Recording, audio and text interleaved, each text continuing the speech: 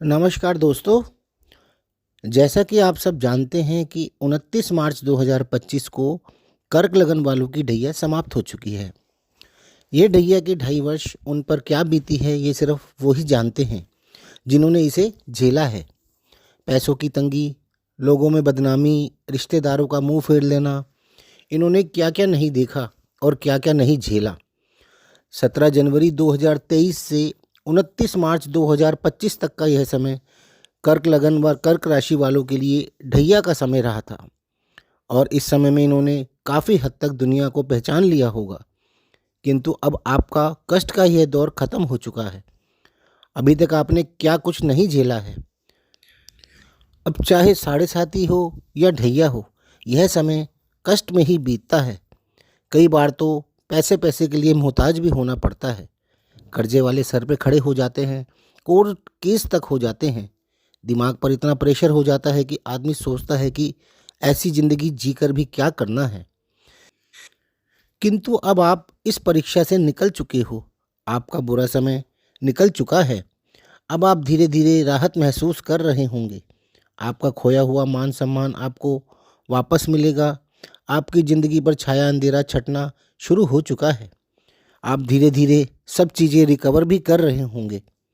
शनि 29 मार्च 2025 से आपके अष्टम भाव यानी कुंभ राशि से निकलकर मीन राशि में आ चुके हैं और यहाँ पर 3 जून 2027 तक रहने वाले हैं। इस बीच ना तो आपकी कोई ढैया है और ना ही कोई साढ़े साती है। और शनि का इस समय आपके नवम भाव में गोचर बहुत ही अच्छा रहने वाला है, जो कि आपके भाग्य का भाव है, पितरों का भाव है, विदेश यात्रा व उच्च शिक्षा का भाव है, धर्म व समाज का भी भाव यही है। अभी तक आपका भाग्य आपका साथ नहीं दे पा रहा था, जिस वजह से आप स्वयं को बंधा हुआ महसूस कर रहे थे। किंतु अब आपको भाग्य का पूरा साथ मिलेगा। आपके कार्यों में आ रही रुकावटें खत्म होंगी। पिता का साथ व पितरों का आशीर्वाद मिलेगा। विदेश जाने के अवसर भी मिलेंगे। धार्मिक व सामाजिक कार्यों में आपकी रुचि बढ़ेगी तथा आप उसमें बढ़ चढ़कर हिस्सा भी लेंगे। 3 जून 2027 को शनि आपके नवम भाव यानी मीन राशि से निकलकर मेष राशि यानी आपके दशम भाव में आ जाएंगे। हम यदि लगन के अनुसार देखेंगे तो दशम भाव में आ जाएंगे और यदि चंद्र राशि कर्क के अनुसार देखेंगे तो भी चंद्र राशि से दशम भाव ही पड़ेगा। तो हम चंद्र राशि को ही लगन बनाकर उसके अनुसार ही देखते हैं। तो दशम भाव में शनि 3 जून 2027 को आ जाएंगे और यहाँ पर भी करीब 2.5 वर्ष यानी 9 अगस्त 2029 तक रहेंगे।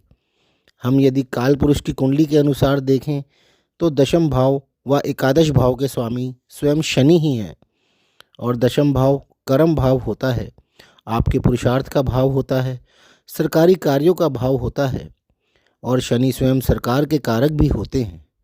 कर्क लगन व राशि वालों के लिए यह समय भी ढैया या साढ़े साती से मुक्त है। इस समय में ना आपकी कोई ढैया है और ना ही कोई साढ़े साती है। यह समय आपको सरकारी कार्यों में आ रही परेशानियों को खत्म करने का समय है तथा आपके सरकारी कार्यों को आसान भी करेगा। चाहे वह कोई एग्ज़ाम हो, कोई सरकारी पद प्राप्ति हो या कोई प्रमोशन हो या कोई चुनाव से संबंधित कार्य हो, आपकी विजय होना काफ़ी हद तक निश्चित है।